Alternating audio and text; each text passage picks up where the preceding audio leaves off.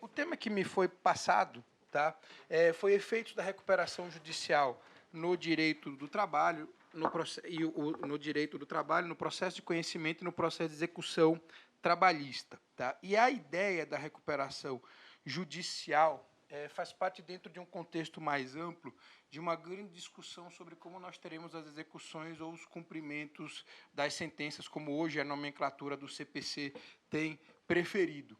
E essas execuções, nessa fase de satisfação do processo, ela tanto pode ser singular, que é o que normalmente nós temos na grande massa de reclamações trabalhistas, quanto coletiva, né? E aí há uma série de execuções coletivas de forma de cumprimento coletivo das sentenças, a falência, as situações de insolvência civil, a liquidação extrajudicial, especificamente para instituições financeiras, seguradoras e outras empresas cogêneres. Tá?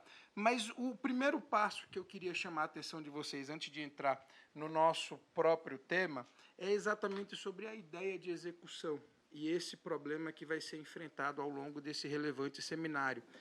A ideia de execução e a importância que essa matéria tem no Brasil é um reflexo de um traço cultural nosso que não me parece exatamente elogiável, que é a dificuldade que nós temos do cumprimento espontâneo das decisões.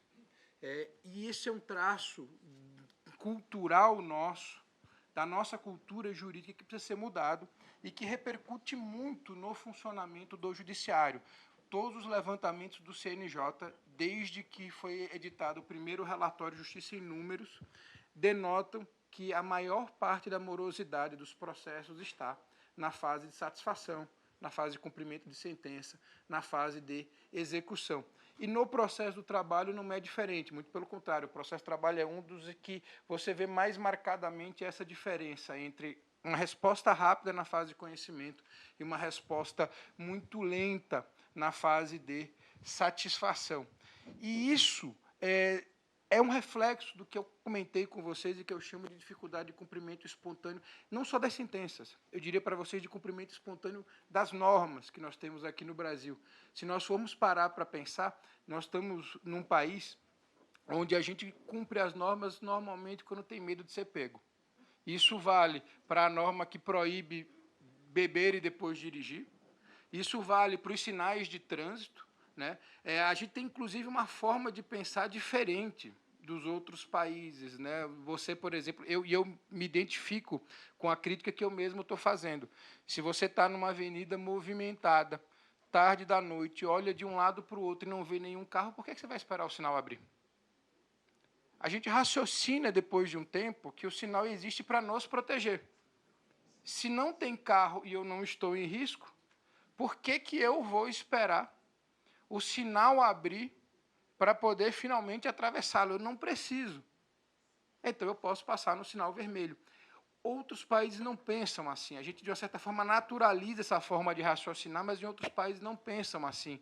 Eu me lembro, eu tive uma experiência muitos anos atrás, uma irmã minha morou 5 anos na Alemanha, e uma das coisas que mais me chamou a atenção durante as muitas vezes que eu fui visitá-la é que, numa dessas vezes, numa cidade muito pequena, onde ela morava na época, numa rua larga, pouco movimentada, eu acabei cruzando a rua quando o sinal de pedestres estava vermelho. E pelo tom de voz e pelo semblante, eu percebi que eu fui hostilizado por duas senhoras que passavam na frente. Felizmente, eu não entendi muito do que foi dito, mas a minha irmã depois confirmou que, de fato, elas haviam me dado uma tremenda bronca. Né? Enfim. E qual foi o motivo da bronca? Para eles é inaceitável que exista uma norma de trânsito dizendo que você não pode passar e você, sem nenhuma necessidade, ultrapassa ela. E isso reflete no nosso processo. Eu me lembro de um episódio lá na Faculdade de Direito Largo São Francisco, a alma mater do nosso querido amigo Ricardo aqui, presente. Eu assisti uma palestra há uns bons, talvez 15 anos atrás, ou mais, enfim, já não sei precisar exatamente a data, com um professor alemão que estava falando sobre meios adequados de solução de conflito. Isso que hoje a gente chama de meios adequados de solução de conflitos, ADRs. E quando ele terminou a exposição, que foi feita num inglês muito claro, muito limpo, uma pessoa da palestra fez uma pergunta sobre como se executava o laudo arbitral não cumprido na Alemanha.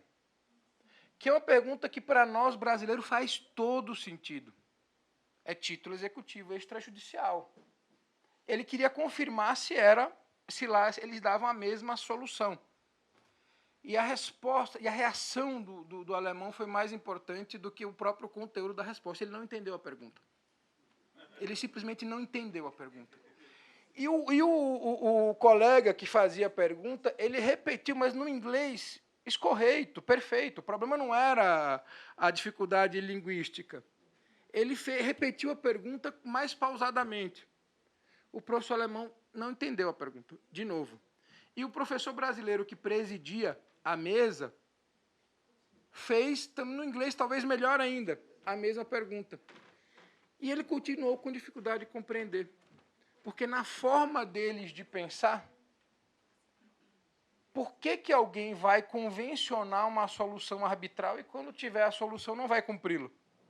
É uma lógica completamente diversa da nossa. E é essa nossa dificuldade de cumprimento espontâneo de normas. Tá? Eu me lembro, inclusive, que na hora que eu percebi a dificuldade dele, a minha reação natural foi pensar assim, imagina quando ele descobrir que aqui a gente não cumpre nem decisão judicial, né? Quanto mais laudo arbitral. Né? Se tem decisão, transita em julgado e a gente segue uma filosofia do devo, não nego, não cumpro enquanto puder. Né? É basicamente essa a forma de pensar. Então, assim, o grande problema da execução, e isso vai esbarrar tanto nas execuções singulares quanto nas coletivas, que vão ser o objeto aqui do nosso bate-papo, é exatamente a importância que eles adquirem no nosso processo, no nosso dia a dia, na nossa rotina, é exatamente esse, é um reflexo desse traço cultural pouco elogiável, que é a dificuldade que nós temos no cumprimento das normas de um modo geral. Mas, enfim, eu vou conversar com vocês muito mais sobre recuperação judicial e extrajudicial, e pegando um gancho no tema que me foi proposto, como foi proposto, eu já queria antecipar uma grande questão, que é o fato de a recuperação judicial ela não interferir muito no processo de conhecimento. A falência, sim.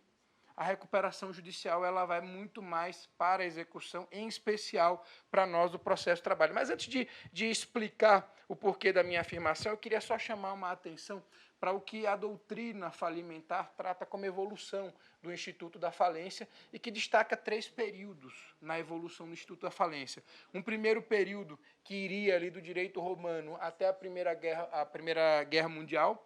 Ele tinha, inclusive, as execuções corpóreas, pessoais e não patrimoniais. O devedor era punido, ele era sancionado, inclusive, fisicamente, por não ter honrado aquele compromisso financeiro que ele assumiu. Uma segunda fase, que já representa aí, sem sombra de dúvida alguma, evolução, que vai da Primeira à Segunda Guerra Mundial, ela trata o procedimento os procedimentos falimentares, de um modo geral, tanto a falência, mas mesmo a ideia de concordata que nós tínhamos anteriormente a implementarmos essa ideia de recuperação judicial, como uma ideia voltada para a liquidação dos débitos devedores e encerramento da empresa. É um período em que, nitidamente, o processo falimentar, ou os processos falimentares, eles estão preocupados com o credor, em tentar pagar o máximo possível os credores, sem muita preocupação com o funcionamento da empresa. E o que nós chamamos de terceiro momento, que vem pós-Segunda Guerra Mundial, vem evoluindo a partir do pós-Segunda Guerra Mundial, no Brasil ele chegou destacadamente em 2004, quando a Lei 11.101 finalmente foi aprovada, que é uma ideia de preservação da empresa, tentar salvar a empresa, né, aquilo que Pinto Antunes chamava no passado de tentar salvar a galinha dos ovos de ouro, dentro de uma perspectiva que se a empresa sobreviver os empregos serão preservados, tá, muito mais do que pagar o credor. É lógico que isso, sob a perspectiva do credor e também de quem advoga para os credores, não é a melhor resposta possível. Tá? É uma resposta muito difícil, muito dura de aceitar, e isso vale tanto para a própria parte, quanto, naturalmente, para quem presta serviços para ela, os advogados de um modo geral. Mas a ideia passou a ser, nesse novo momento e nessa nova tendência, a de tentar, sempre que possível, salvar a galinha dos ovos de ouro, né, salvar o negócio. Detalhe, estatisticamente são pouquíssimos os casos que são salvos. Assim, se você for parar para analisar, o número de recuperações judiciais que viram falência é absolutamente maior do que o de empresas que conseguem voltar a funcionar. O que faz com que, empiricamente, se a gente for analisar friamente, se a lei de recuperação judicial e falências de 2004, que trouxe essa nova mentalidade para a prestação jurisdicional no Brasil, se ela foi um sucesso ou não. Se a gente for analisar numericamente, se a gente for usar a análise econômica do direito ou jurimetria, a resposta vai ser não. Ela não solucionou o problema. A maioria das empresas não consegue funcionar, não consegue ser salva nesse período. E, recentemente, a gente passou por uma alteração, né, a Lei 14.112, que entrou em vigor no ano passado, como um reflexo, né, que são modificações que são reflexo, efetivamente, da pandemia, né, um esforço de tentar salvar empresas, ainda por cima, absolutamente asfixiadas por esse momento singular que nós vivemos. Mas, dentro da evolução brasileira, eu queria destacar para vocês ainda alguns pontos, né? Eu falei para vocês que nós temos 3 momentos históricos, né, bem refletindo esse segundo momento histórico, em que a preocupação era com a satisfação do crédito. Nós temos o Decreto-Lei 7.661, de 45, que tratava apenas do adimplemento das dívidas contraídas pelo empregado e não se preocupava tanto com a continuidade das atividades da empresa. O objetivo, efetivamente, era proteger os créditos em face da empresa falida, sem preocupação com as consequências mais amplas da quebra. Então, assim, a ideia era quantos credores eu vou conseguir pagar. O máximo que eu puder, quanto mais, melhor. E aí vem a Lei 11.101, cujo objetivo é a manutenção da fonte produtora, do emprego dos trabalhadores, dos interesses dos credores, tentando gerar o que a doutrina comercialista chama de princípio da preservação da empresa, né? Uma ideia de tentar manter os negócios funcionando. Dentro dessa nova perspectiva, a ideia, inclusive, é manter o controle da empresa em recuperação judicial na mão dos seus gestores habituais, dos seus sócios, como regra. Em algumas situações excepcionais, isso não é respeitado.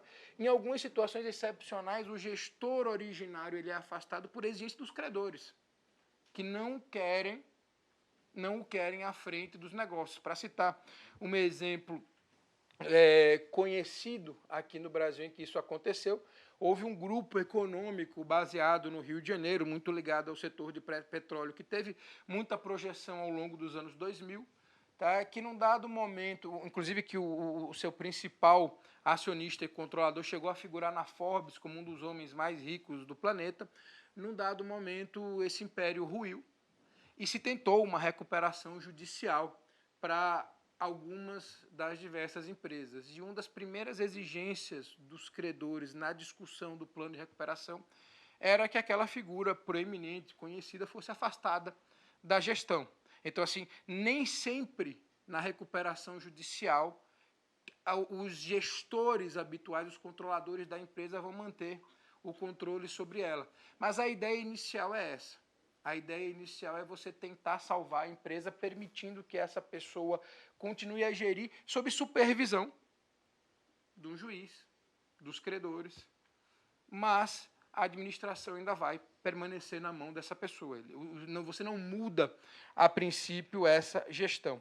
Nós tivemos, como eu falei, como marco mais recente, a Lei 14.112, de 2020, mas com início de vigência em 2021, que alguns estão chamando de nova Lei de Recuperação Judicial e Falências, que muda alguns pontos importantes, tá, da redação original da Lei 11.101, mas pouca coisa que interessa para a nossa discussão a partir da perspectiva das relações de trabalho, direito do trabalho. Tem muitas questões relacionadas com o funcionamento das falências no setor do agronegócio, com o papel do administrador judicial. Então, a lei passa dentro de uma ideia que ficou muito clara e muito bem implementada a partir do CPC de 2015. A gente passa a ter uma discussão como atribuições do administrador judicial tentar a conciliação, né, essa ideia de conciliação que nós do direito do trabalho, processo de trabalho, conhecemos há tanto tempo e que os processalistas civis paulatinamente vêm expandindo e utilizando cada vez mais, ela chega também à recuperação judicial e falência, inclusive atribuindo para esse administrador essa responsabilidade. A suspensão dos processos, e aí nos toca em particular no seu trabalho, durante 180 dias, que não podia ser prorrogada, passou a poder ser. Então, a gente teve uma série de mudanças, mas, de um modo geral, elas não vão nos impactar tanto quanto impactam quem atua efetivamente no juízo universal, quem atua nas varas de falência e recuperação judicial. Mas, antes de falar um pouco, de ir para o ponto que me parece ser as grandes discussões do momento, eu queria só fazer uma pincelada rápida sobre a Lei 11.101 de 2005 para relembrar alguns aspectos de como a gente procedeu a essa mudança de mentalidade da segunda para a terceira fase da discussão de recuperação judiciais no Brasil. O que virou a Lei 11.101 foi um projeto de lei apresentado pelo presidente Itamar Franco, ainda em 1993, que demorou 10 anos na Câmara dos Deputados, teve 484 emendas, 5 substitutivos. Tá? No Senado, teve outras 81 emendas e, no final, ainda foi sancionado com outros 3 vetos pelo presidente da época. Houve uma mudança sistemática na ideia de falência, na sistematização da falência, substituiu aquela antiga figura da concordata pelo que nós chamamos de recuperação judicial, que é um procedimento que pode ser extrajudicial ou judicial, e que está realmente muito voltado e muito focado nessa ideia de tentar salvar a empresa, tentar que ela continue a funcionar. E ela inova também ao prever a participação direta dos empregados no processo produtivo de recuperação da empresa, no processo de sua extinção e mesmo na sua continuidade como meio de gerenciamento do capital empresário através da intervenção do proletariado, que é algo que, para nós, o direito do trabalho, nos toca especificamente. Ela prevê o princípio da celeridade da economia processual, reflexo da falência da sociedade e, talvez, a instituição do valor mínimo de 40 salários mínimos para embasar o requerimento do credor e a liquidação dos ativos preferencialmente em blocos, né? Que é algo que, fora desse procedimento, o seu trabalho tem implementado e aperfeiçoado cada vez mais com as execuções unificadas, né? Eu diria a vocês que tiveram 2 grandes marcos do processo de satisfação de execução trabalhista ao longo de sua história. Eu acho que duas invenções engenhosas tiveram destacado impacto na satisfação dos créditos trabalhistas. A penhora online, ali no final dos anos 90, começo dos anos 2000, na virada do século, e os juízos universais, e as execuções unificadas mais recentemente. Eu acho que, ao longo da história do processo do trabalho, nós não tivemos outras modificações com tanto efeito e com tanto resultado prático quanto essas duas que eu acabei de mencionar em particular. Eu vou passar muito rapidamente sobre essa questão de hipótese de caracterização da falência para entrar exatamente no ponto da recuperação judicial.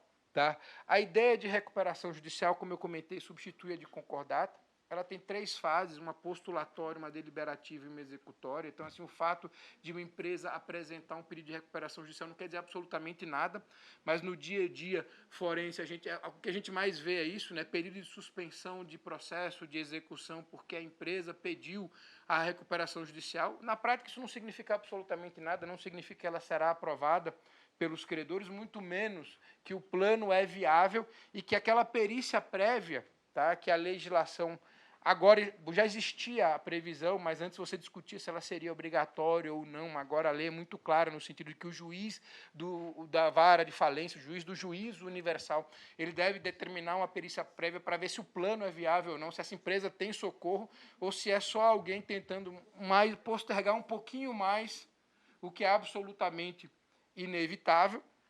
Tá?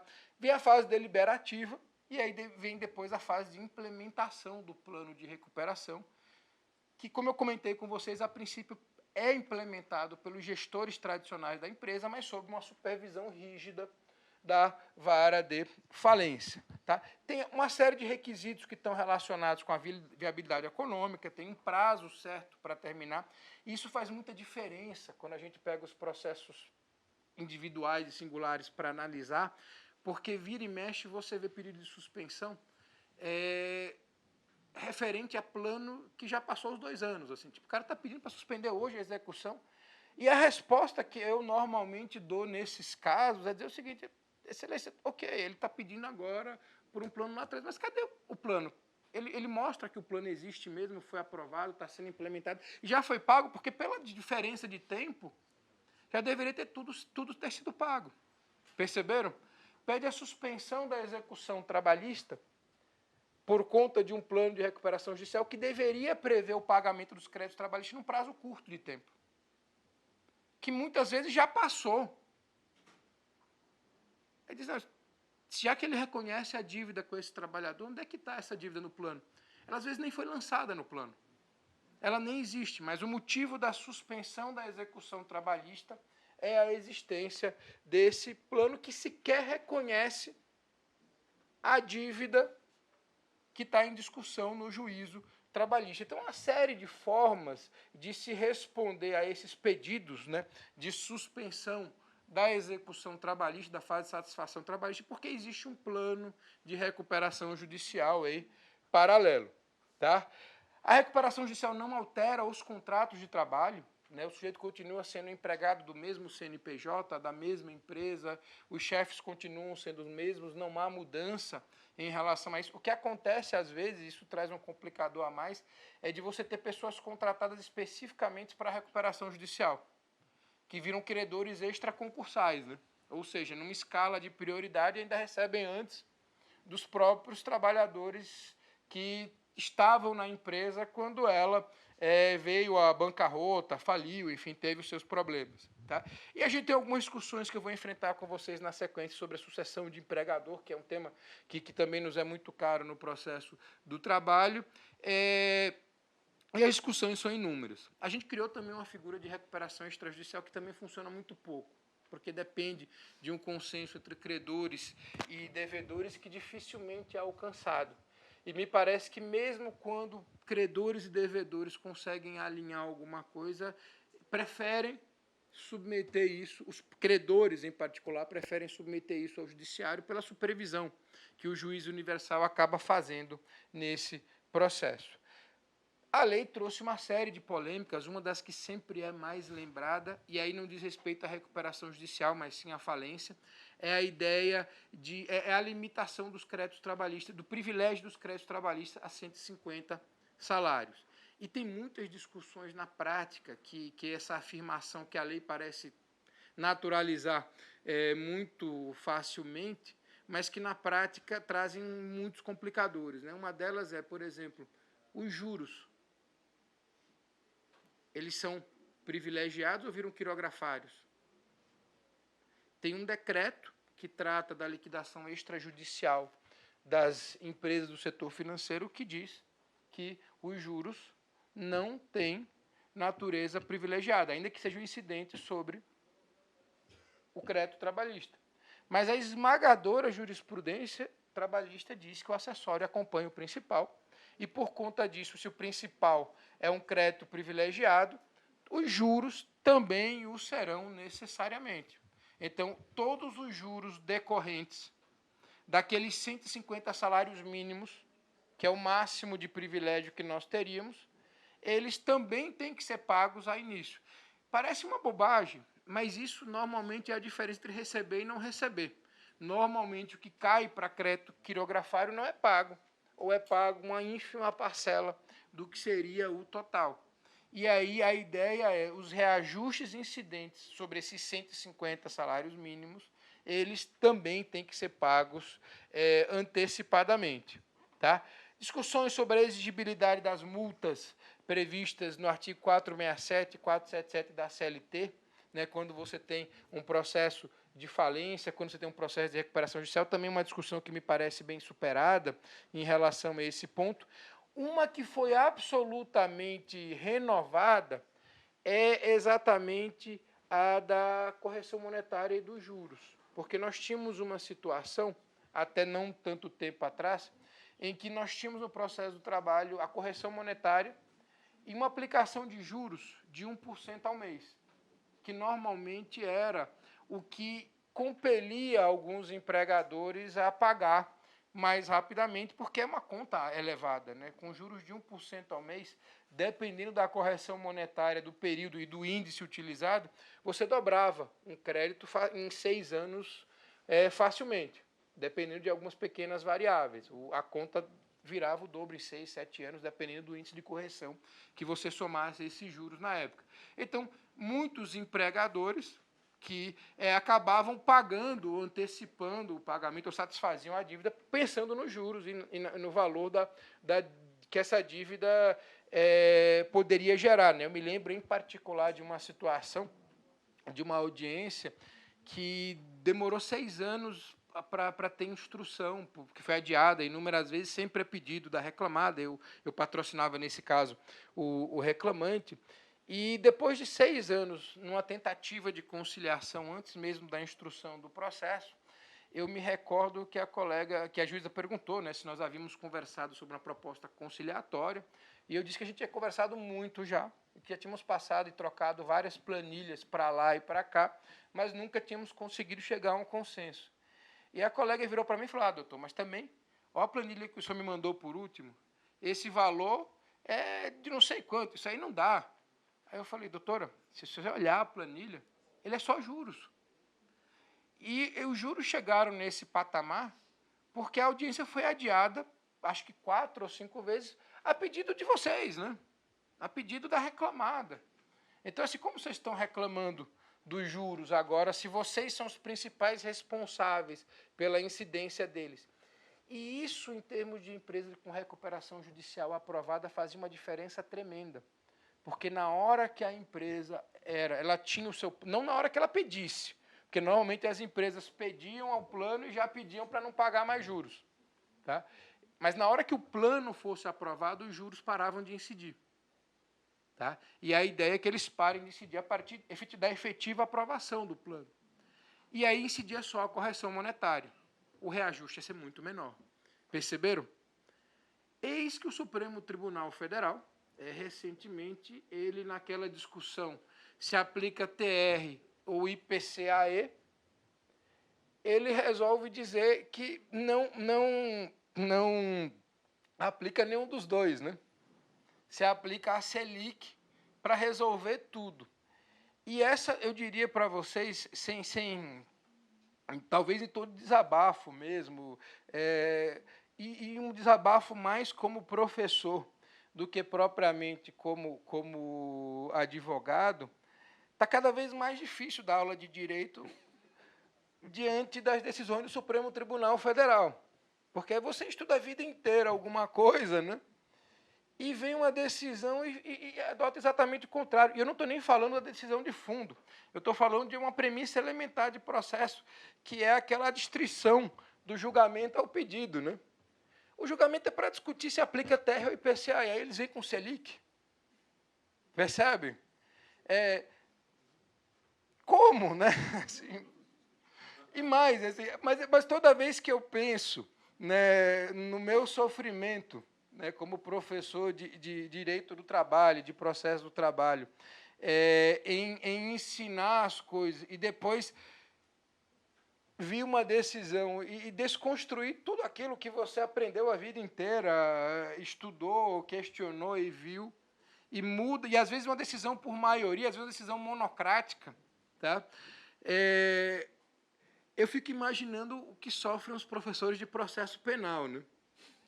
E aí eu confesso a vocês que eu sinto até um certo alívio, porque eu suponho que para eles a vida seja muito mais difícil, porque muda-se alguns entendimentos com uma velocidade muito rápida. E é o caso dessa questão da correção monetária.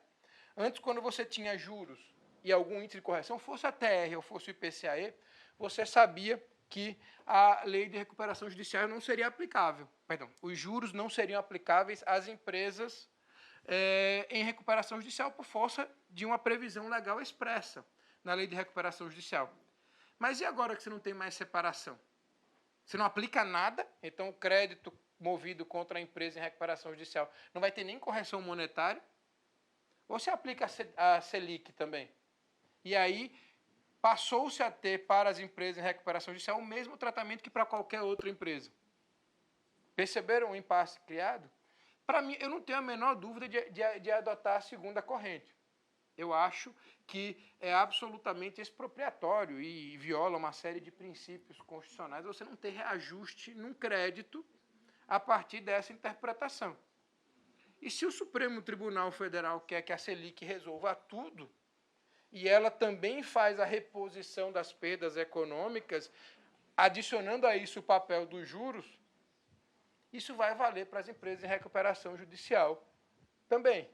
Eu tenho uma suspeita, mas é só uma suspeita, nenhum embasamento científico para dizer o que eu vou falar agora, mas eu tenho uma suspeita, enfim, um credo, efetivamente, de que quem julgou essa mudança nos reajustes do seu trabalho não considerou essa hipótese. Não lembrou que existia essa diferença entre a execução contra empresas em recuperação judicial e a execução contra empresas que tivessem ainda o total controle, nenhuma supervisão na execução dos seus créditos. Tá? Mas a gente tem um novo impasse agora. O que eu estou falando para vocês é o meu entendimento, é o meu posicionamento, é o posicionamento que me parece o mais correto, mas nós vamos assistir cenas dos próximos capítulos, aí aguardar cenas dos próximos capítulos para confirmar se de fato a Selic vai passar a reajustar também os créditos das empresas em recuperação judicial. Tá? E aí, as principais dessas discussões relacionadas com a nova lei, com a Lei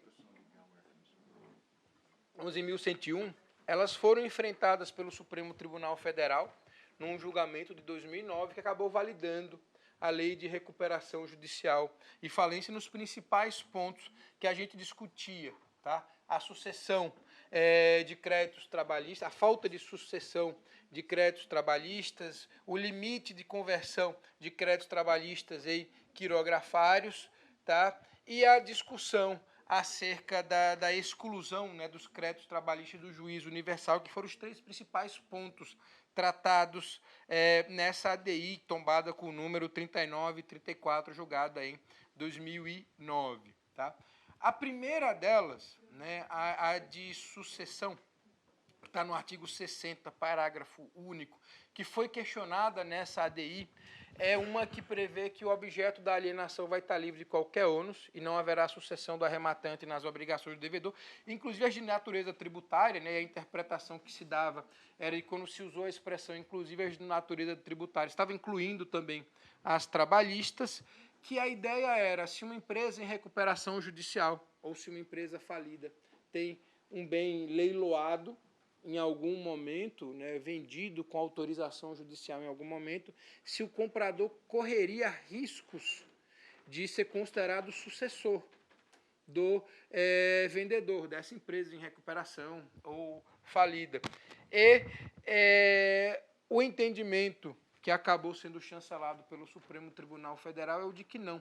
E eu confesso a vocês que eu acho essa solução inteligente, essa em particular me parece uma ótima solução. É uma forma que você tem de estimular a venda por melhores preços de bens que podem, gerando caixa, que pode ajudar a pagar empregados que têm créditos aí habilitados no juízo universal, enfim, ou que estão parcelados dentro do plano ali de recuperação judicial e falência, de dar um pouco. Porque o que acontece em relação a esse mercado de aquisição em leilões, né? Quanto maior o risco, menor vai ser o preço. Então, se o sujeito vai arrematar numa recuperação judicial, numa falência, um determinado bem, correndo um risco de, com isso, ser sucessor do antigo devedor, das duas uma, ou ele desiste, o que talvez fosse a solução mais sensata, dependendo de quem fosse o vendedor e dos problemas que ele tivesse, ou ele jogaria o preço muito lá para baixo. Tá? Seria um valor absolutamente irrisório, tímido, para poder valer a pena esse risco todo. Na hora que a lei e depois as decisões judiciais chancelam essa ideia de você ter a arrematação sem o risco de sucessão, a tendência é que você consiga melhores preços, tá? E mais ofertas e mais pessoas interessadas. Aliás, muito pelo contrário. Na hora que você chancela essa norma, você cria a arrematação em procedimento falimentar como uma das coisas mais seguras que há no Brasil. Porque toda arrematação tem uma série de riscos. Né? Aliás, toda compra e venda tem uma série de riscos. Eu, inclusive, brinco com alguns amigos que conversam a respeito sobre aquisição de imóvel. Eu digo, olha, para ter tranquilidade, eu só compro imóvel de servidor público, filho de servidor público. Porque se o sujeito teve uma empresa algum dia na vida, você não vai dormir tranquilo em relação ao risco de se deparar com alguma dívida sendo executada, das mais diversas naturezas, em algum momento da sua vida. Aí comprar imóvel da planta, aí vai ver qual é a construtora que está vendendo, né? Não é garantido. Tá? Mas alguém que teve não é nem empresa, teve sociedade, pode ser sociedade de advogados também. Em algum momento, corre o risco de alguma dessas dívidas respingar por alguma razão, por alguma discussão de fraude de execução, o que quer que seja.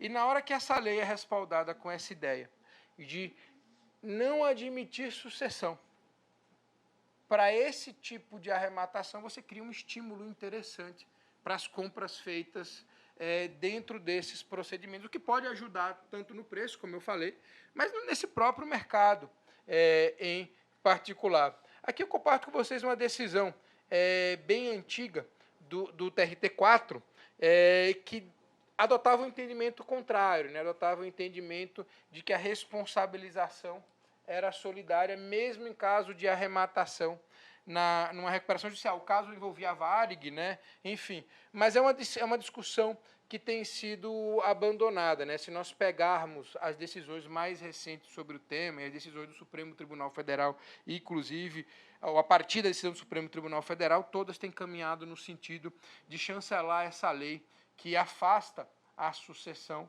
para as arrematações feitas nos processos coordenados ali pelo juiz universal, pela lei de recuperação judicial e falências. Tá? Aí entra numa questão que me parece ser, de novo, o tema do momento, né, a partir dessa mudança recente, mas a ideia original da lei também caminhava nesse sentido, que é a ideia de tirar a execução do seu trabalho, trazer a execução, inclusive a trabalhista, os créditos trabalhistas para serem executados no juiz universal, para todo mundo ser pago. Isso não só em caso de falência, mas também em caso de recuperação judicial. É natural que isso gere para o credor um desconforto, um temor, um receio enorme, né? E para o advogado mais ainda, né? A grande gama de advogados que a gente tem, que militam no seu trabalho, e eu me incluo nessa regra, né? A princípio só advoga na área trabalhista. É o meu caso, em particular, eu passei, depois de algum tempo, porque os processos de empresa em recuperação judicial e falência se multiplicaram, eu comecei a atuar também no juiz universal para poder tentar acompanhar essa fase posterior, mas por preferência eu atuaria somente na justiça do trabalho, né? Eu até brinco, né? A minha esposa está aqui presente, a doutora Lorena, que eu acho conhecida de muitos aqui. Eu brinco dizendo que nós somos uma família monotemática, né? Porque os dois atuam na área trabalhista, ela dá aula de direito do trabalho, processo de trabalho, eu também, a gente praticamente só tem um tema em casa, né? Aí, para piorar tudo, a gente gosta dos mesmos esportes, né? Tem gostos muito parecidos e tal, mas, enfim, vem aquela piada inevitável, nossa, eu casei comigo mesmo, né? Não. Brincadeira. Mas ela fica constrangida quando eu falo essas coisas. Eu vou passar por conta disso. Mas, continuando, gente, essa preocupação ela é inevitável com o processo sair da Justiça do Trabalho e ir para a Justiça Civil. Mas é a grande tendência hoje. O que eu queria compartilhar com vocês a partir de agora são algumas ideias, algumas alternativas que eu, pessoalmente, tento usar nos casos que eu acompanho para, dentro do possível, e jogando a regra do jogo, tentar manter o processo na Justiça do Trabalho. Sobretudo após essa nova lei de recuperação judicial e de falências, os conflitos de competência que são levados ao STJ, todos, sem exceção, têm sido julgados tirando o processo da Justiça do Trabalho e mandando para o juízo universal. Tá? E isso dá uma dor de cabeça, gera um desconforto, uma perda de tempo imensa. Então, existe naturalmente a possibilidade de desconsiderar a lei, considerá-la inconstitucional, tá? Mas se isso acontecer e a empresa suscitar um incidente de incompetência, o processo vai sair do seu trabalho. E o STJ não está mais nem submetendo essa discussão para o colegiado. Eu fiz uma pesquisa recente exatamente para me preparar para conversar com vocês nessa manhã. O número é esmagador. Até comecei a listar os processos, mas eram tantos que depois de um ponto eu parei de relacionar e fui só conferir que, de fato, o STJ estava em decisões monocráticas, reiteradamente, em todos os incidentes, após o leading case, mandando o processo para o juízo universal. O que faz com que basta que a empresa que é executada suscite um incidente de competência para conseguir levar esse problema para a Justiça do Trabalho. O problema que eu queria chamar a atenção de vocês é que a legislação ela não determina a extinção do processo trabalhista. Ela determina uma suspensão. E essa suspensão tem um prazo certo, que agora pode ser prorrogado, mas sob certas condições, que é de 180 dias. Então, a gente encontra algumas decisões da Justiça do Trabalho, como, por exemplo, essa que eu estou compartilhando com vocês, do TRT2, que é bem recente, é de março desse ano, que diz que a competência da Justiça do Trabalho para processar e julgar as reclamações trabalhistas envolvendo empregadores em recuperação judicial ou falência decretada cessa a partir da constituição do título judicial líquido. Data máxima vênia, né, com toda a licença possível, eu discordo um pouco do teor da emenda, porque, na verdade, não acaba a competência da Justiça do Trabalho. O processo fica suspenso. Perceberam? E por prazo certo, que é de 180 dias. O que a gente tem que discutir passou os 180 dias e nada foi resolvido, por que vai continuar suspenso? Né? Que providência nós teremos a partir de agora?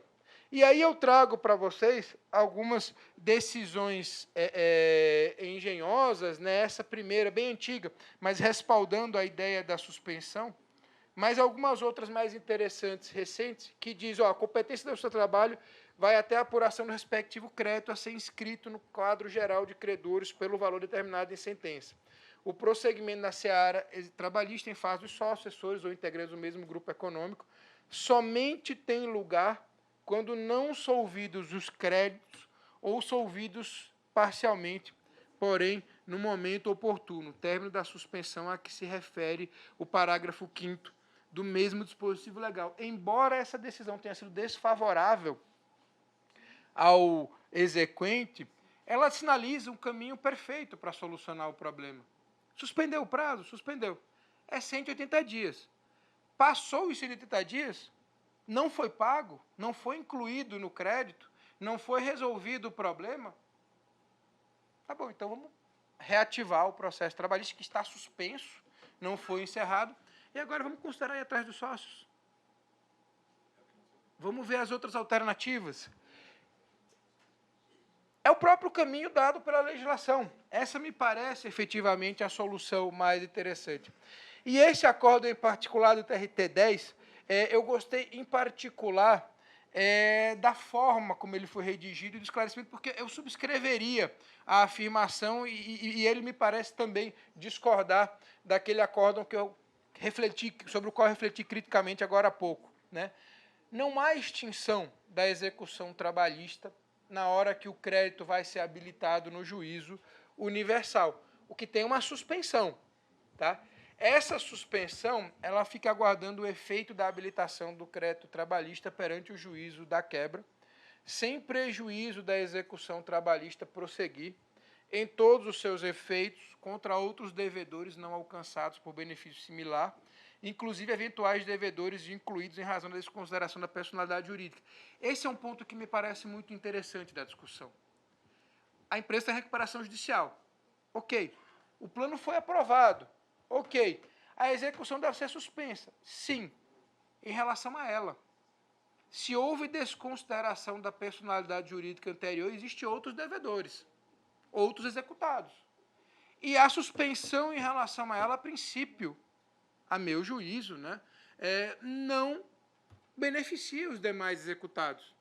Você poderia seguir com a execução em relação aos demais executados. Percebe? Mas enfim, você vai ter a habilitação do crédito no juízo universal contra a empresa e no trabalhista vai seguir contra os sócios. Bom, se um pagou, você já tem a quitação, está resolvido o problema. A empresa pagou no plano de recuperação judicial, é só juntar o comprovante no trabalhista e a quitação está comprovada. Não tem mais, não vai gerar enriquecimento sem causa, ou bis in idem, ou duplo pagamento, ou dupla cobrança. O que você vai ter é dois caminhos possíveis para resolver o problema de satisfação do crédito e da efetividade. E o segundo ponto, que me parece efetivamente importante, na discussão sobre a suspensão após a aprovação do plano de recuperação judicial, é que me parece existir espaço para uma análise do judiciário trabalhista que não envolve o afastamento da lei, tá? Não envolve a capacidade ou não da empresa de cumprir o plano, porque essa é uma discussão do juiz universal, é o juiz de falências que tem que se preocupar com esse plano, mas envolve uma análise de boa-fé e de lealdade processual. A pessoa que pede, por exemplo, reiteradamente a suspensão da execução trabalhista para a habilitação do crédito no juízo universal, mas não comprova que naquele plano que foi aprovado está o crédito dessa pessoa, ela não está agindo de boa-fé. Perceberam? Vou dar um exemplo que me parece corriqueiro. Talvez no meu caso, talvez pela minha falta de sorte de pegar tanto reclamante contra empresa falida em recuperação judicial e coisas do gênero. Mas você tem uma situação em que o que nós temos é um termo de rescisão do contrato de trabalho não quitado. Ou seja, verba rescisória. Gente. Uma dívida de caráter alimentar por excelência. A empresa está discutindo, a empresa entra em recuperação judicial. Peticiona ao juízo trabalhista dizendo, olha, eu estou em recuperação judicial, o meu plano foi aprovado. Por favor, suspenda para eu pagar lá. O juiz, naturalmente, normalmente vai dar prazo para o exequente se manifestar. Qual é o melhor caminho possível? Vá no plano e encontre o seu cliente lá. Eu desconfio que você possivelmente não encontrará. É o que acontece comigo, mas às vezes é só azar mesmo. Enfim, mas é o que acontece comigo. Eu vou olhar no plano de recuperação judicial, o nome do meu cliente não está lá. Tem uma série de credores trabalhistas nominados, o meu não está lá. O que eu vou dizer para o juiz? Eu falei, excelência, ok, existe um plano de recuperação judicial, ele está pedido, ele está apresentado, mas o meu cliente não está lá. Então, assim, eu acho que para suspender essa execução, para pedir a suspensão, o mínimo, dentro de um critério de boa-fé, que a empresa deveria apresentar é o nome do meu cliente no plano, né? Mostrar que ela está disposta a pagá-lo mesmo. Ou não. Perceberam? Outra, plano de recuperação judicial ele tem um prazo para pagar as dívidas trabalhistas. Esse plano contempla esse prazo? Ele está respeitando isso aí? O juiz universal levou em consideração isso? Ah, mas aí é um critério dele, você vai ter um conflito de questões e tudo mais. Não, é uma questão de boa-fé. Tá? Eu sou da opinião, inclusive, que a pessoa que pede suspensão da execução com base num plano que já deveria ser cumprido, ter sido cumprido, melhor dizendo, em relação ao pagamento dos trabalhadores, e não foi, e o prazo já transcorreu. Tá? Num plano de recuperação judicial cuja dívida daquele trabalhador que está tendo o seu crédito suspenso, a sua execução suspensa, não foi contemplado, não foi incluído, não há previsão, não há programação para pagamento dessa pessoa no plano. Então, a mensagem que essa pessoa está passando para o juízo trabalhista, para a justiça do trabalho é: suspenda a minha execução com essa pessoa que eu preciso pagar os outros. Mas ele eu não estou muito preocupado em pagar, não está no meu plano. Perceberam? Isso é, sim, um assinte, né? Não só com o reclamante, mas com o próprio judiciário trabalhista. Tá? Isso, para mim, é um exemplo claro de atentado à dignidade da justiça, de litigância de má-fé. Na pior das hipóteses, eu acho que convém ao juízo trabalhista, antes de suspender essa execução, pedir para esclarecer esse fato. Retificar o plano, incluir a pessoa lá. Aí, quando o plano tiver encaminhado, esse credor tiver sido encaminhado no plano lá e comprovado nos autos, suspende a execução trabalhista por 180 dias. Deu 180 dias e não resolveu o problema, vamos para as outras alternativas. O processo não acabou, ele está suspenso. Aí é a hora do exequente pedir, né, que se suspenda a suspensão, né, que se reative, se prossiga a execução, para aquelas outras alternativas tradicionais, desconsideração da personalidade jurídica e outras tantas aí. Deixa eu só confirmar, doutor Murilo, não sei se eu já ultrapassei o tempo. Ainda tem. Mas, enfim, de um modo geral, as principais discussões, as mais atuais que nós teríamos para conversar seriam sobre essa. Eu trouxe ainda alguns outros julgados, né, para comentar com vocês, mas basicamente nesse mesmo sentido. Tá? Esse eu acho muito interessante, que fala o seguinte: implica em suspensão da execução no estado em que se encontra por 180 dias, podendo após esse prazo ter seguimento e ser concluída, ainda que o crédito trabalhista tenha sido inscrito no quadro geral. Tá? Me parece muitíssimo acertada. A lei determina a suspensão e ela dá o prazo. Ela não permitia a prorrogação desse prazo. Hoje ela permite a prorrogação sob certas condições. Tudo bem, foi comprovadas as condições, prorroga mais um pouco. Aguarde-se. Mas passou o prazo, seja o inicial ou seja aquele prazo que já foi prorrogado, a execução vai seguir. Ah, mas ele agora está no quadro de credores. Quando está, né? Às vezes nem está, mas está no quadro de credores. Ok. Mas esse prazo de suspensão era para a questão ser resolvida, ela não foi. Então paga-se aqui, comprova-se lá e tira ele do quadro de credores do juiz universal. Mas a lei foi cumprida em relação ao que ela determina acerca da continuidade do processo trabalhista. Uma outra decisão no mesmo sentido, né, do TRT da primeira região, ultrapassado o prazo fixado pela decisão de origem para a suspensão da execução contra agravante em recuperação judicial, a execução deve prosseguir. Agora, você encontra algumas decisões em sentido contrário, né? Uma que eu trago para vocês do TRT da Bahia, da quinta região, onde ele diz que é incabível a retomada automática das execuções individuais, ainda que decorrendo do prazo de 180 dias previsto na lei, tendo em vista que, ultrapassada a fase de acertamento e liquidação dos créditos trabalhistas, cuja competência do trabalho, os valores apurados deverão ser habilitados aos autos de falência ou da recuperação judicial, cujo juízo é universal e cabe a efetivação do pagamento.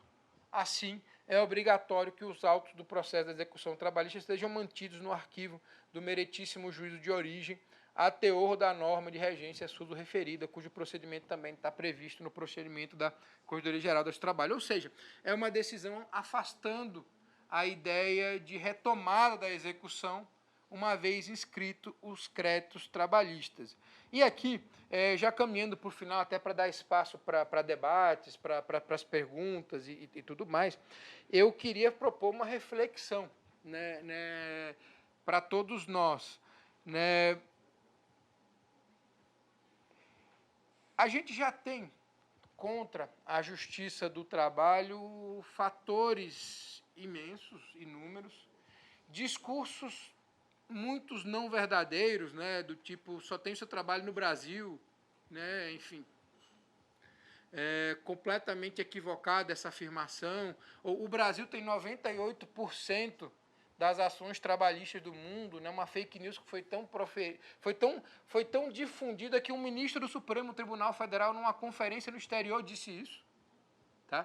E esse número não faz o menor sentido. Se você for, por exemplo, fizer um parâmetro em relação à população, a Espanha tem uma litigiosidade trabalhista que não é tão menor do que a nossa, tem uma população muito menor, mas também tem muitos processos, proporcionalmente à sua população.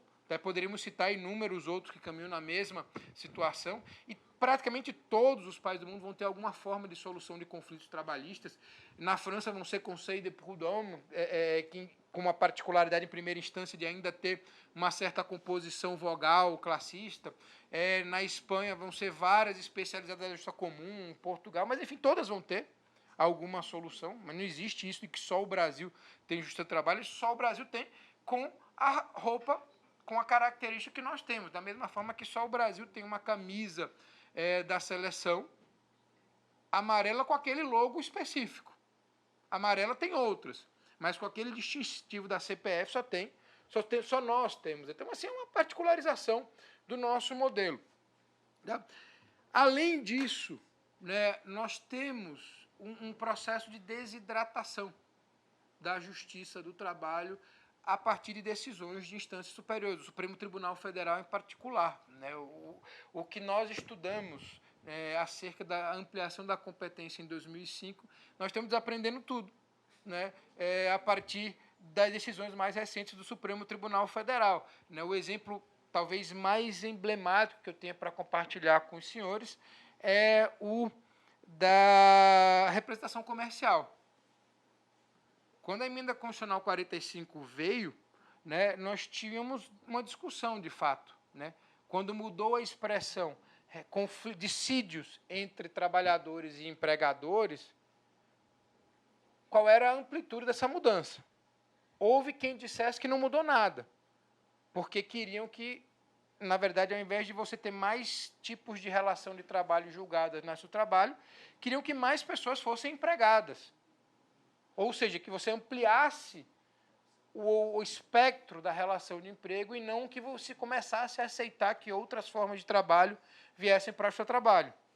Houve quem defendesse, e eu tenho certeza que os mais antigos vão lembrar disso, que até relações de consumo passariam para o seu trabalho. Né, relação entre advogado e cliente, médico e cliente, advogado cobrando honorários do cliente, né, o médico cobrando a consulta não paga, o exame não feito, passaria para o seu trabalho. E se sobrou a solução intermediária, que eram as relações de trabalho que guardem alguma similitude, alguma relação de dependência, passariam para o seu trabalho. E dentro dessas, a representação comercial era o exemplo mais claro possível. Era o melhor deles. E eis que, numa decisão recente, relatada pelo ministro Barroso, ele foi lá e disse, não, representação comercial é um contrato comercial, tem nada a ver com o direito do trabalho. Tá? Nem tudo que é trabalho vai para o seu trabalho, isso aí é uma relação comercial, tem uma lei própria, a competência não é do seu trabalho. Num caso que tratava de um representante comercial, que, salvo engano, pediu o vínculo empregatício e, sucessivamente, a cobrança das comissões com base na lei de representação comercial. Não é o seu trabalho. O juiz entendeu que não havia vínculo, mas acolheu a cobrança das comissões de representação comercial. E o sujeito, depois de anos pensando sobre isso, o processo cai no Supremo Tribunal Federal, que diz, não, não era aí. Vocês não podiam ter dito isso. Não poderia ser decidido dessa forma. E aí você esvazia ainda mais a competência do seu trabalho nessa cruzada contra nós. Mas por que eu estou falando sobre regras de competência nesse desfecho de um bate-papo sobre recuperação judicial e falências. Por uma razão muito simples. Se há tantos contra nós, né, se nós começarmos a adotar as interpretações, as soluções, que tiram tudo daqui e levam para lá, sem nos esforçarmos para preservar a autoridade das decisões da Justiça do Trabalho, nós estamos dando uma contribuição enorme para o que parece que alguns querem, que é o fim do trabalho por asfixia, tá? Sem precisar de toda essa discussão sobre para onde serão inseridos os juízes do trabalho, se vão para a Justiça Federal, se a Justiça Federal vai incorporar. Então, assim, não vai morrer por asfixia. Cortes orçamentários, menos processos e por aí vai. Mas mais do que isso, né, mais do que a questão só de pensar no seu trabalho, e eu falo isso para vocês com muito pesar, porque eu sou realmente um apaixonado pelo seu trabalho, pelo direito do trabalho. Né? Agora há pouco eu confidenciava para vocês que eu devo tanto ao direito do trabalho e ao seu trabalho, que até minha esposa eu devo ao direito do trabalho e ao meu direito do trabalho. Né? Eu a conheci por questões acadêmicas ligadas ao direito do trabalho. Então, eu realmente sou apaixonado pelo seu trabalho, pelo direito do trabalho. E me dói muito ver esse processo de asfixia pelo qual o seu trabalho passa hoje. E eu não sou, né, quem me conhece bem, conhece meus posicionamentos, o meu querido amigo Ricardo é um deles, né, eu não sou exatamente um sujeito com perfil revolucionário. Né? O que eu discuto é alternativas dentro do marco legal da gente manter o seu trabalho viva, atuante e cumprindo o seu papel, que é fazer justiça social. Né? Eu acho que a partir do momento em que o seu trabalho, reconhecendo a sua capacidade ímpar de satisfazer esses créditos de natureza alimentar, ao invés de entrar no enfrentamento de que o crédito não deve ir da justiça do trabalho para a comum, para o juiz universal, porque o plano foi aprovado, que é o que diz a lei, e que se o entendimento for afastar essa lei, alguém vai suscitar conflito de competência no STJ e vai levar mano militare esse processo embora, suspende o processo. Espera os 70 dias. O que a minha experiência em particular tem mostrado é que nunca resolve o problema em 180 dias. E depois continua cumprindo a sua função, que é garantir justiça social. Né? E eram essas, enfim, as minhas observações. Eu espero ter contribuído aí de alguma forma para a reflexão de vocês, para o debate. Agradeço mais uma vez o convite e a oportunidade de estar com vocês nessa manhã. Devolvo a palavra ao presidente Sérgio Murilo com toda a minha gratidão. Muito obrigado.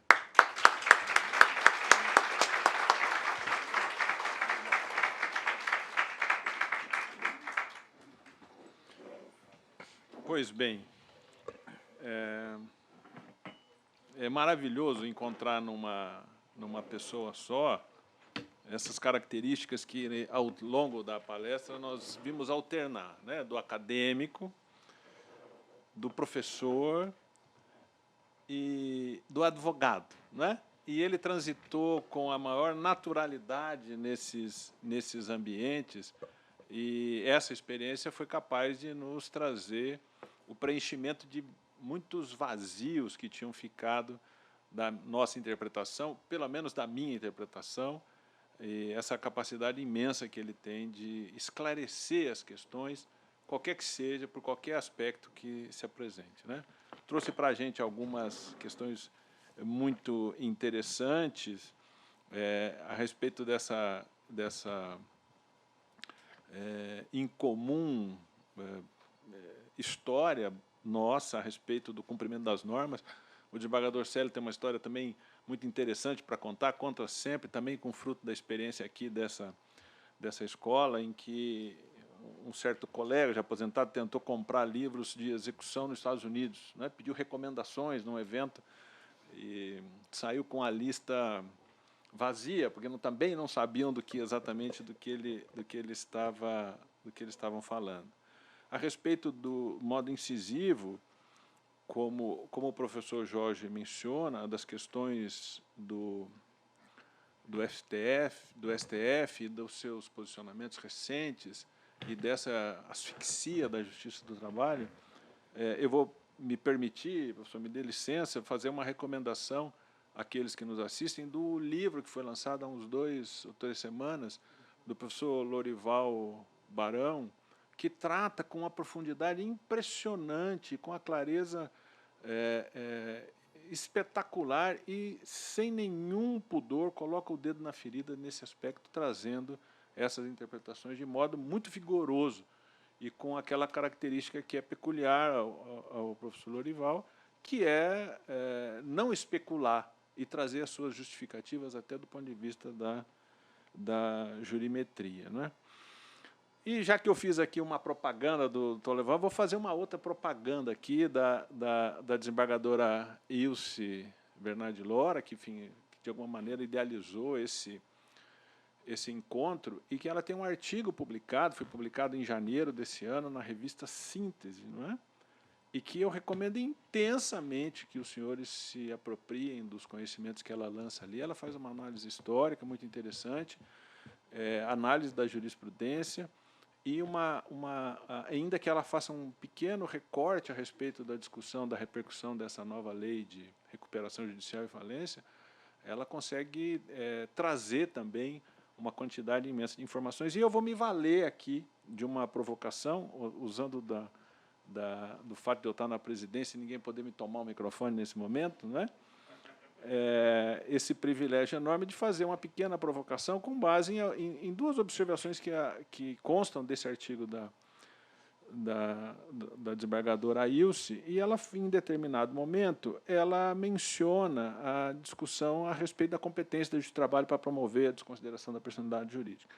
Ela faz uma análise da jurisprudência e identifica ali, professor Jorge, três correntes jurisprudenciais, a primeira delas dizendo que o novo regramento não determinou qualquer mudança no âmbito trabalhista, na medida em que o artigo 6º-C é inaplicável ao processo do trabalho ante a existência de regramento específico da CLT. Depois ela faz uma divisão com relação sobre o artigo 82 e ainda uma terceira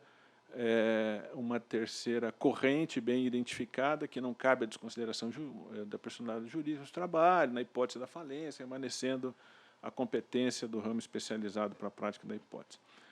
E aí, então, parte da jurisprudência que adota essa primeira tese, dizendo que nada mudou, que tudo continua como antes, por conta da especialidade da lei. Então, ela está se referindo, evidentemente, aqui à Lei 11.111, que teve a sua modificação pela 14.112. E essa jurisprudência que enfrenta essa primeira corrente identificada na jurisprudência, dizendo de que nada mudou, prosseguimos como prosseguimos antes, porque a nova lei, a 14.112 e a 11.101, é muito especializada, se vale do artigo 28 de uma outra lei especializada, que é o Código de Defesa do Consumidor, que relação nenhuma tem com a relação de trabalho, senão por conta da construção doutrinária e jurisprudencial que foi construída. Mas o artigo 28 nem fala em trabalhador, nem fala em relação de trabalho, fala exclusivamente em conservador. Será que a gente pode ficar transitando de uma lei para outra, escolhendo os argumentos sem alguma coerência, professor Jorge? É uma excelente pergunta, e eu vou de novo até pautar a minha resposta para algo que, para mim, acho que talvez um traço de personalidade mesmo. Eu nunca fui uma pessoa de muito enfrentamento. Eu não gosto, e, em especial, eu não entro em briga, em discussão, que eu sei que, de uma forma ou de outra, eu vou perder. Então, por exemplo, eu sou o tipo de advogado, sempre fui, que não bate boca com o juiz, porque eu sei que só tem um perdedor possível nessa relação. Assim, não há a menor chance, não importa quais sejam os argumentos, o que for, você não vai ganhar essa briga. Então, assim, não vou. E mais ainda do que isso, tá? Eu não bato boca com a minha mulher. Porque se há algo absolutamente antinatural, é um marido ganhar uma discussão com a esposa. Isso é contra a lei da natureza. Tá? Sendo muito honesto. De alguma forma, ele vai perder. Ele pode não saber ainda. Né? Mas, com certeza, de alguma forma, ele já perdeu e ainda não sabe. Então, eu não entro nesse tipo de discussão. Eu costumo dizer que eu prefiro funcionar como a água, né, que, quando encontra um obstáculo, contorna, ao invés de ficar batendo até perfurar o obstáculo, a pedra, ou o que quer que seja. Então, dentro dessa lógica, nas minhas reflexões acadêmicas, de um modo geral, eu sigo muito aqueles princípios do direito administrativo da legalidade, da legitimidade, enfim, e da presunção de constitucionalidade das normas. Então, mesmo quando, para mim, uma lei me parece absolutamente inconstitucional, e o melhor exemplo que eu dou para vocês são alguns artigos da reforma trabalhista, em particular aqueles relacionados com o dano extrapatrimonial. Eu vejo muitas inconstitucionalidades ali, mas, enquanto essa questão não for julgada pelo Supremo Tribunal Federal e definida ou alterada na legislação, se eu for pedir dano extrapatrimonial, eu vou quantificar, vou dizer se a lesão é média, se ela é máxima, vou sugerir um valor dentro dos parâmetros que a lei está dando, porque eu acho que existe uma presunção de validade da norma, que, enquanto não for confrontada, eu vou trabalhar com ela. O meu esforço, então, de um modo geral, de análise do direito e de retórica, ele sempre é no sentido de tentar encontrar dentro daquela norma alguma possibilidade, alguma saída que me pareça mais razoável, sem entrar dentro desses contextos e dessas discussões. Então, por exemplo, em relação à desconsideração da personalidade jurídica em particular, eu separaria duas questões. Primeira delas, se já houve a desconsideração da personalidade jurídica, ou, se você quiser ampliar um pouco mais essa interpretação, se já foi pedida a desconsideração da personalidade jurídica, já há um incidente instaurado. Quando sobrevém a aprovação do plano de recuperação judicial e falências, já existe um outro executado, ou definido, ou em processo de selo. E se já existe um outro executado, eu não preciso suspender a execução por causa do plano de recuperação judicial e falência. Eu posso seguir a execução. Perdão, eu não preciso suspender a execução por causa do plano. Eu posso continuar a execução contra o outro executado. E aí eu nem preciso enfrentar essa discussão acerca da constitucionalidade da norma, ou enfim, da aplicação da regra, ou qual seria a regra cabível. A outra hipótese possível é, tudo bem, veio o plano, o processo foi suspenso. Ele deve ser habilitado lá no juiz universal, que deve coordenar todos os pagamentos possíveis e imaginários. Perfeito. A suspensão é por 180 dias. Vai para a agenda. Daqui a 180 dias, o Outlook, né, avisa, passou os 180 dias do processo tal.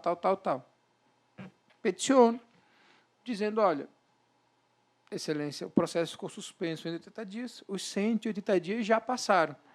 Eu pediria que fosse retomado o processo com outras tentativas, já que o crédito não foi pago nos 180 dias, então vamos atrás de bens. Bens não vai dar porque tem um juiz universal e tem uma série de obstáculos. Mas então, já que não dá para dentro do plano de recuperação judicial ir contra eles, vamos atrás dos sócios.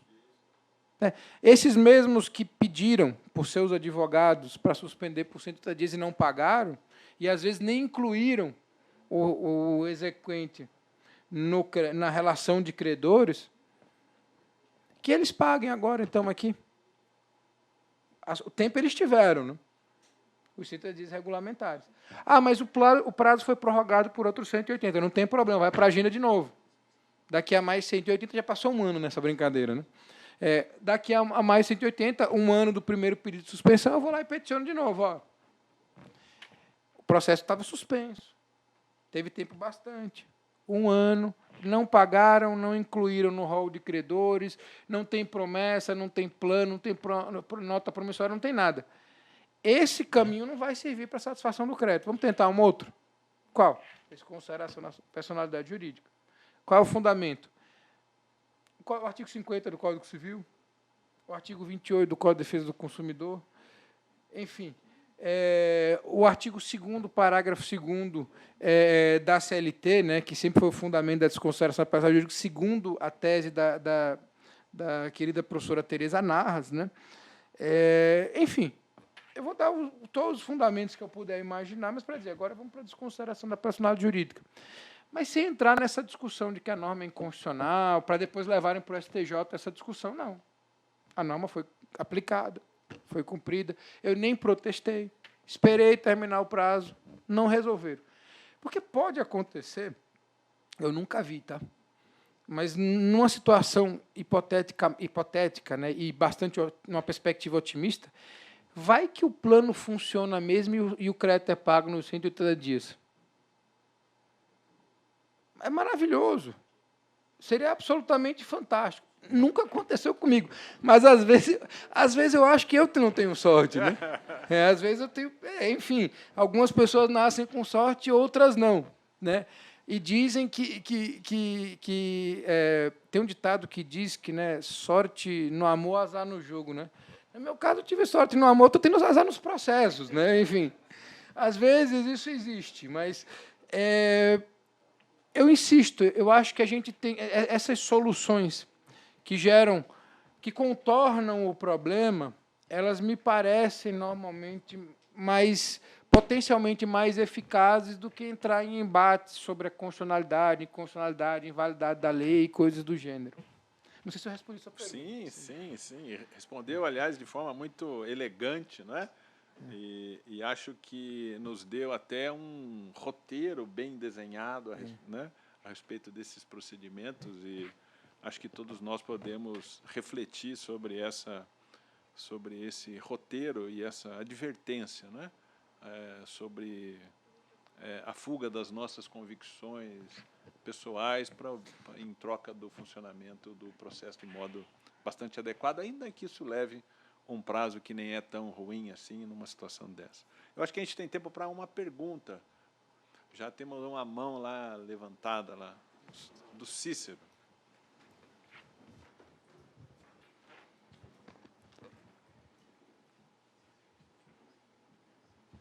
Bom dia, professor. Meu nome é Cícero e esse assunto me interessa profundamente porque nós temos uma recuperação judicial na região do Vale do Ivaí, que tem 2.000 processos no Paraná e 1.000 processos estão na Vara do Trabalho de Ivaiporã.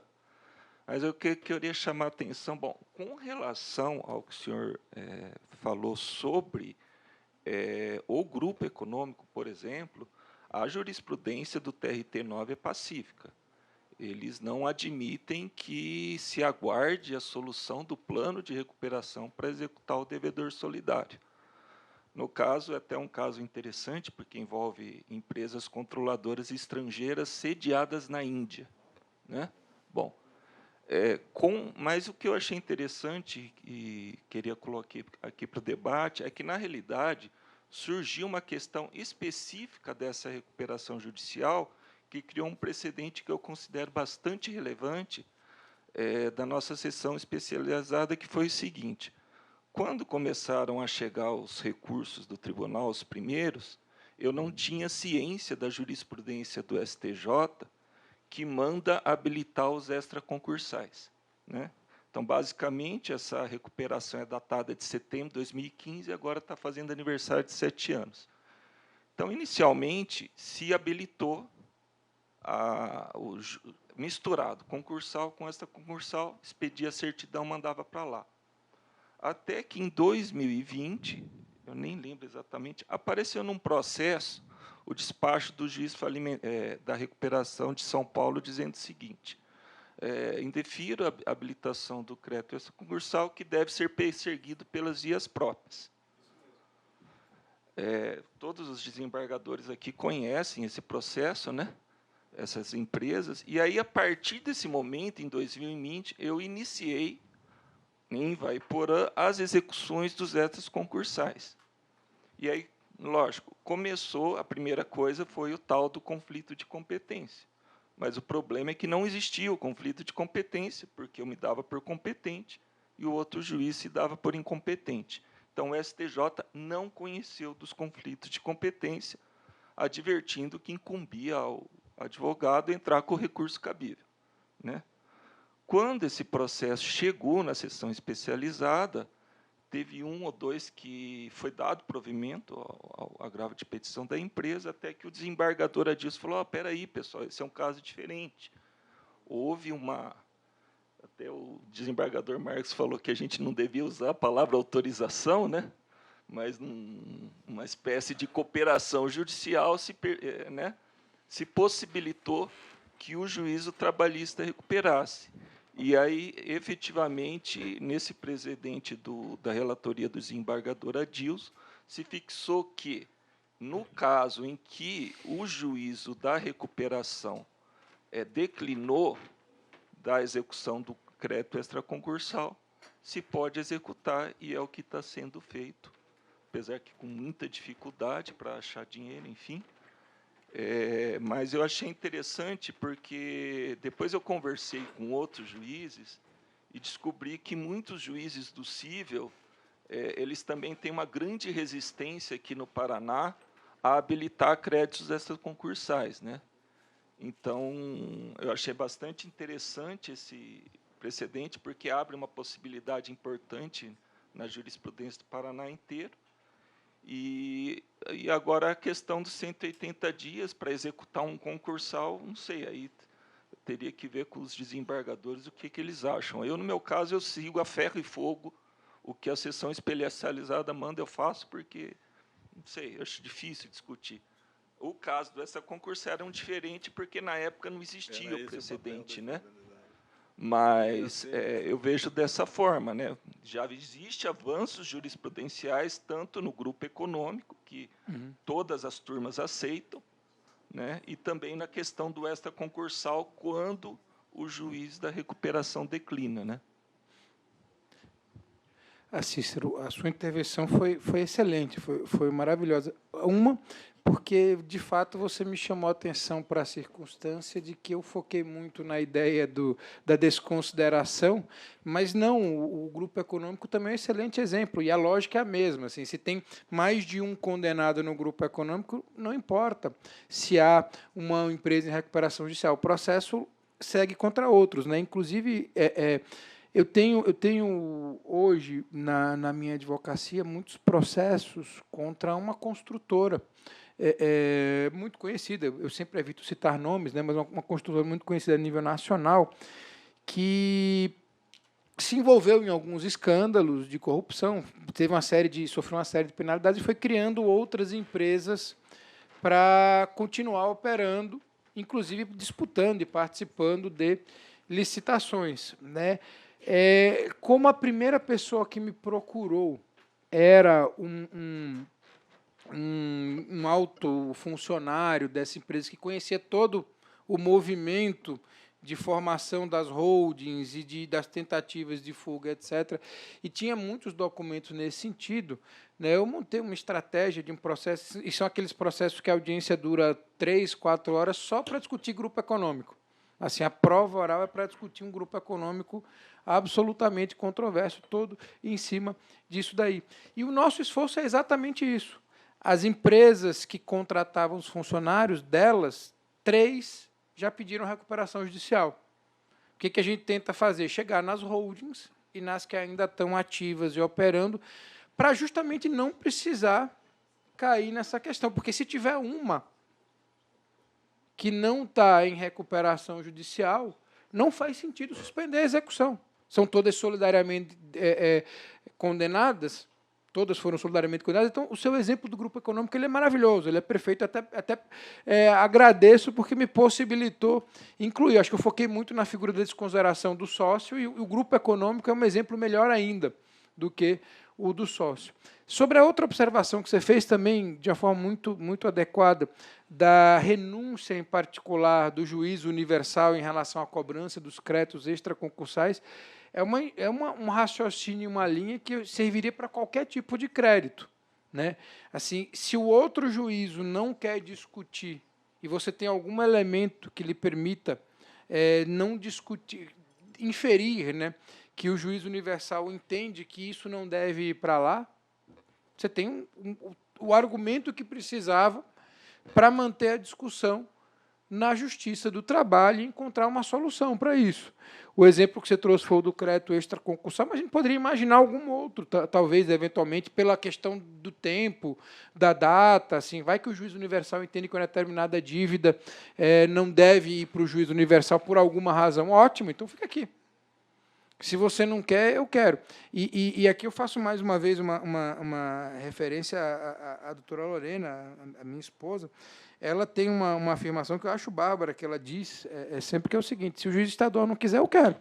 Assim, tudo bem, assim, se eles estão brigando para ter menos trabalho e não querem fazer, deixa aqui que eu julgo. Né? Exatamente. Desculpa, ela me corrigiu aqui.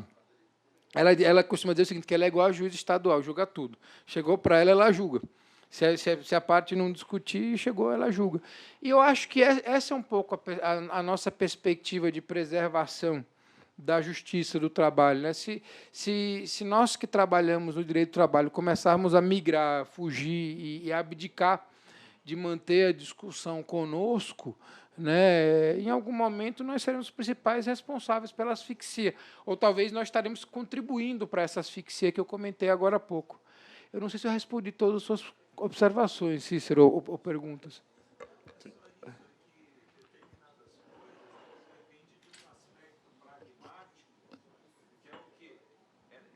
O aspecto pragmático que eu queria, se tudo isso que foi falado aqui, os exemplos que você falou, depende do quê? De não cair na mão do STJ, né?